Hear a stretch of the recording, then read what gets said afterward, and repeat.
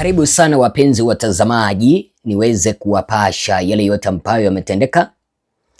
Ni ombi langu kwamba iwapo haujaweza kujiandikisha na hichi kituo, tafadhali chukua sekunde 1, 2, 3 ukajiandikishe, alafu ukasambaze kanda zetu kuelekea kwa vikundi 2, 3 ili tuendelee kukaa familia kubwa. Wengi wamekuwa wakinitumia jumbe katika mtandao wangu wa WhatsApp na wengine mtandao wa email au ukipenda barua pepe, wakiniuliza Bwana Ezra, je, kesi ya Samia Suluhu Hassan ya mauaji ambayo iliwasilishwa katika mahakama ya kitaifa ya jinai ICC ilienda wapi? Nimepokea jumbe karibu 4, 5 hapo zikiniuliza, habari yako kaka yangu Niazere, habari ya mwaka mpya, nakutakia amani ya mwaka mpya katika kazi zako za siku zote, yani kwa utangazaji wako unatufikishia. Mungu akubariki, Mungu akushike mkono, akulinde maradhi, akulinde mitihani, kile tatizo lote la dunia hii tukwema.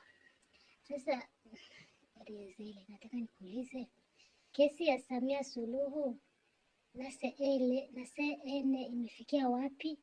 Mbona hautuambii kitu chochote kuhusu kesi ya Samia?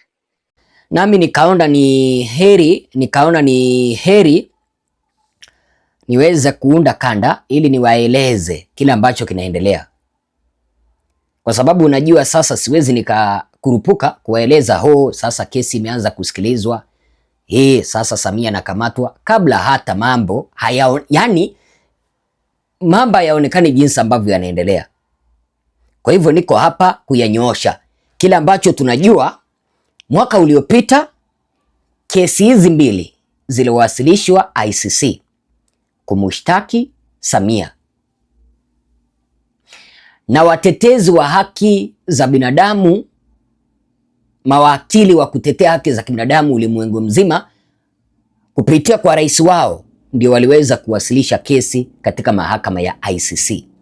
Je, ni nini ambacho kinaendelea sasa? Mimi ninataka nikueleze utaratibu ambao kesi ya Samia inafuata katika mahakama ya jinai. Baada ya kesi kuandikishwa katika mahakama ya kitaifa ya jinai, jinsi ambavyo zile kesi za Samia 2 ziliweza kuandikishwa, jambo la kwanza ambalo linafanywa ni uhakiki wa awali, kwa lugha ya kimombo wanaita preliminary examination / jurisdiction check. Uhakiki wa awali, na tunaelezwa katika mahakama hii uhakikisha kwamba nambari 1, uhalifu uko chini ya mamlaka ya ICC.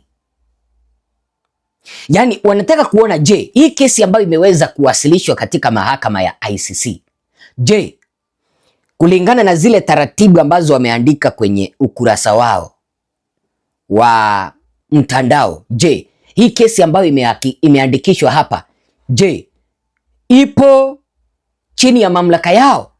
Sote tunajua kwamba kesi ambazo zinashughulikiwa na mahakama ya ICC ni kesi ya uhalifu wa kivita, uhalifu dhidi ya binadamu na mauaji ya kimbari. Na ukiweza kuangalia kesi ya Samia ambayo iliweza kuandikishwa katika mahakama ya ICC zilikuwa 2. Kesi ya kwanza, uhalifu dhidi ya binadamu, wananchi wengi waliweza kuuawa, wengine wakaumizwa. Kesi ya pili ni mauaji ya kimbari, wananchi wengi zaidi ya 10,000 waliweza kuuawa, mahala ambapo waliambatanisha kitu ambacho kinaitwa ushahidi kwenye kesi zao. Ushahidi wa kanda ziliweza kuwekwa pamoja, wakaweka kwenye kesi ambazo waliweza kuweka ICC. Sasa katika mahakama hii ya kuhakiki, jambo la pili ambalo wanaangalia ni uhalifu uliweza kutokea lini. Alafu katika uhakiki wataangalia, je, nchi hii ambayo imeweza kushtakiwa ama nchi hii ambayo kesi imeweza kuwasilishwa, je, ni mwanachama wa Rome Statute au ni mwanachama wa Baraza la Usalama la Umoja wa Kimataifa?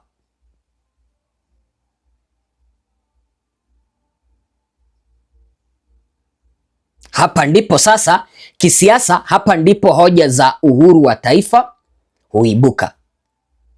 Wanajadili, je, taifa hili liko kwenye orodha ya Rome Statute? Nimewaeleza hiyo ni uhakiki wa awali. Sasa hii kesi ya Samia hata iwezi kanza saisi, lazima waweze kupitia, wahakikishe kwamba kesi ambayo imewasilishwa pale ipo kwenye nyaraka za ICC. Na je, matukio haya yaliweza kutokea lini? Na je, taifa ambalo limeweza kushtakiwa, viongozi wake ama viongozi hawa ambao wameshtakiwa, je, taifa lake ni mwanachama wa Rome Statute? Nambari 2, baada ya kuweza kuhakikisha uhakiki wa awali, nambari 2 ni uchunguzi rasmi, investigation. Namba 1 wameangalia kesi, wamepata iko sawa, wanaangalia okay, vita hivi vilitokea lini, mauaji haya yalitokea lini. Sasa nambari 2, kile ambacho kinafuata ni uchunguzi rasmi, yani investigation. Sasa mwendesha mashtaka wa ICC, Chief Prosecutor ambaye ni Bwana Karim Khan, anakusanya ushahidi ambao unaonyesha ni kweli Watanzania waliuawa wingi sana. Ni kweli Watanzania mali yao yaliweza kuharibiwa na serikali. Ni kweli Watanzania wengi waliweza kudhulumiwa. Ni kweli Watanzania wengi waliweza kuumizwa. Ni kweli Watanzania wengi waliweza kupoteza ndugu zake ama ndugu zao. Sasa mwendesha mashtaka hukusanya ushahidi. Kutoka hapo uhoji mashahidi. Baada ya kukusanya ushahidi, kuna wale ambao wanasema kwamba mimi niliona polisi akipiga Mwananchi risasi. Mimi niliona polisi wakiratibu mauaji. Unaitwa, unafanyiwa kitu ambacho kinaitwa mahojiano, unatoa ushahidi. Na mwendesha mashtaka, prosecutor, utafuta uhusiano wa watuhumiwa wa uhalifu. Wale ambao wameripoti kwamba ndugu zao waliumizwa, walikufa, je, wako na uhusiano gani na wale ambao walikufa? Kama kuna baba mmoja mwenye aliweza kuniambia mtoto wake aliuawa, hapa anaulizwa, hebu tupee vyeti vya kuzaliwa, hebu tupee picha mkiwa na huyu mtoto, kile ambacho kinaonyesha kwamba huyu ni mtoto wako. Sasa unaona kile ambacho kinaendelea ndani ya ICC sasa hivi kuhusiana na hii kesi ya Samia ni kitu ambacho kinaitwa preliminary examination, yani uhakiki wa awali. Alafu kutoka hapo wataingia uchunguzi rasmi. Baada ya uchunguzi rasmi,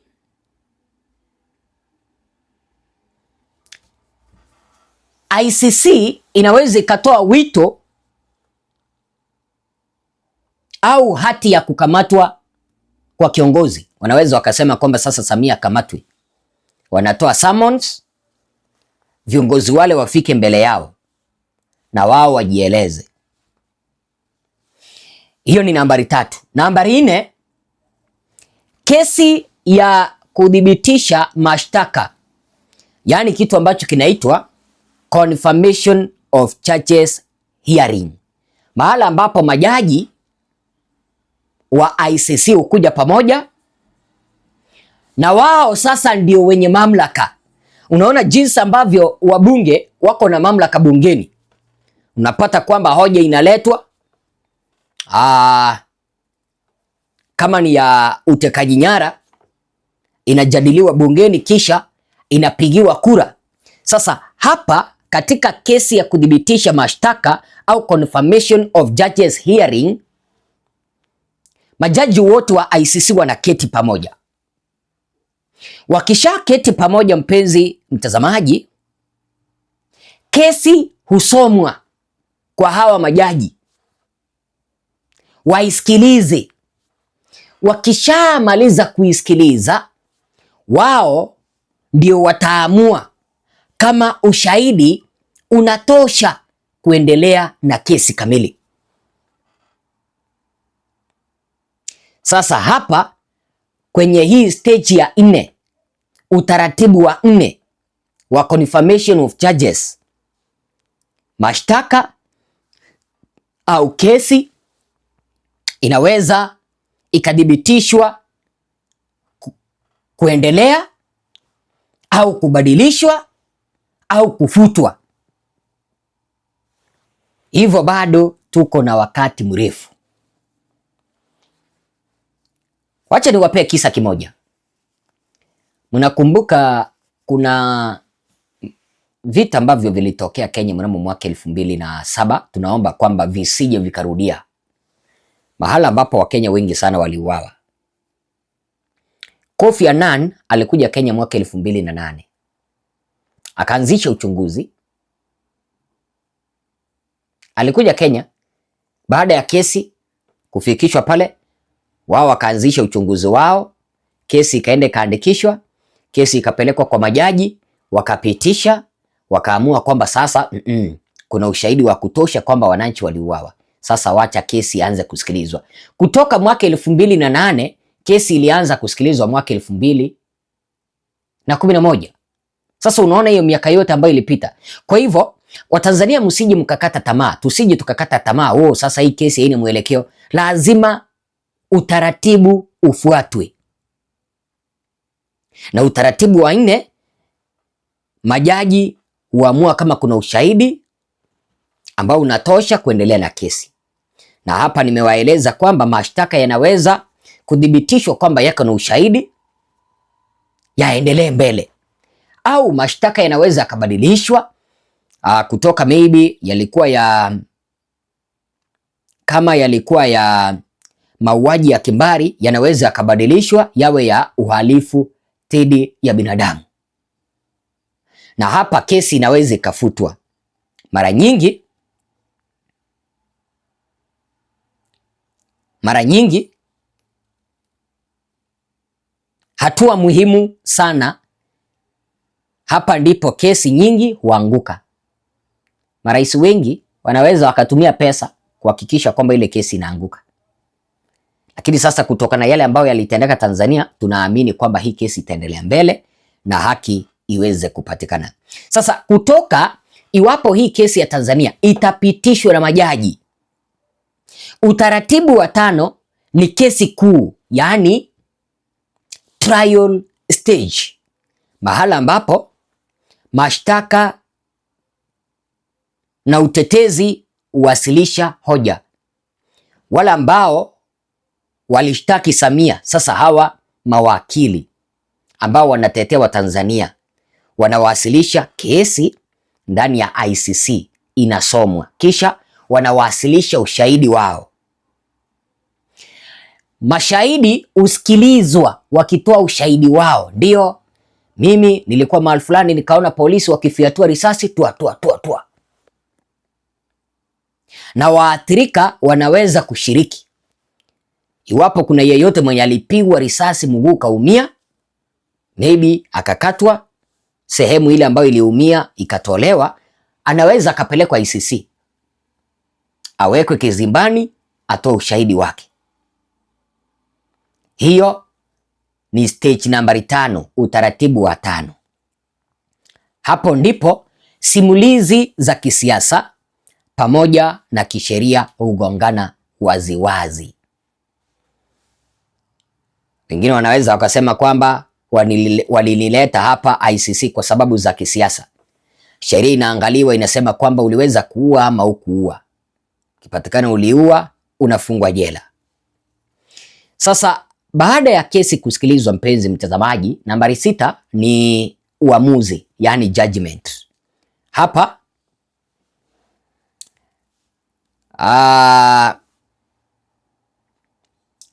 mshtakiwa anaweza akahukumiwa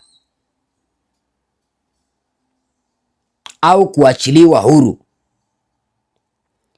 Hapa wale majaji ambao walikuwa wanasikiliza kesi hutoa hukumu wao. Baada ya hukumu kutolewa, nambari 7 ni adhabu. Ukipatikana uko na makosa, utapewa kifungo na uweze kupeana fidia kwa waathirika. Samia akipatikana ni ukweli aliweza kutoa amri za mauaji, anapewa kifungo, vile aweze kupewa kitu ambacho kinaitwa apeane fidia kwa familia athirika. Sasa utaratibu wa mwisho, mpenzi mtazamaji, ni rufaa, yani appeals. Sasa ikiwa yule ambaye aliweza kuhukumiwa, tuseme sasa mfano ni Samia, amepatikana na makosa na amehukumiwa, tuseme amehukumiwa afungwe jela. Ikiwa hajaweza kutosheka na hukumu huo, anaweza akakata rufaa. Pande zote zina haki ya kukata rufaa na inaweza kubadilisha au kudhibitisha uamuzi. Akisema kwamba hawakuweza kuamua kesi vizuri, anaamua kukata rufaa. Lakini kwa mtazamo wa kisiasa, ICC mara nyingi haina nguvu ya utekelezaji. Hutegemea siasa za kimataifa na ukosolewa kwa uteuzi wa kesi. ICC huwa inakosolewa sana kwa uteuzi wa kesi ambazo zinasikilizwa. Wanaweza wakaeka yetu pembeni, wasikilize nyingine kwanza, au pesa zinaweza zikaonganwa ile kesi isije kasikilizwa. Kwa hivyo tusije tukakata tamaa, mpenzi mtazamaji, kesi bado ipo, inazidi kufanyiwa kitu ambacho kinaitwa uhakiki kwanza. Kutoka hapo wakishafanya uhakiki, utaratibu mwingine utafuata na tutapata majibu sahihi. Nina imani kwamba nimeweza kujibu yule ambaye alikuwa ananiuliza, je, utaratibu ni upi kwa kesi ya Samia? Asante sana.